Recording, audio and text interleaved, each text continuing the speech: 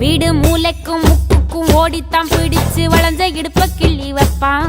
இப்ப சிவி சிங்காரிச்சு அழகா நான் நின்னாலும் ஏதாச்சும் சாக்குதான் சொல்றான்.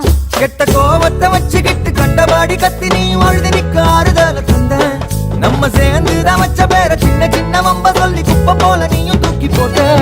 ஏ காட்டு பூச்சிதா உன்னை கலங்கடிக்குதா, பார்த்த அழகி எல்லாம் வேத்து வடிந்து போச்சா. விட்டாமு சந்தி நின்னு முட்டாளா என்ன ஆக்குற.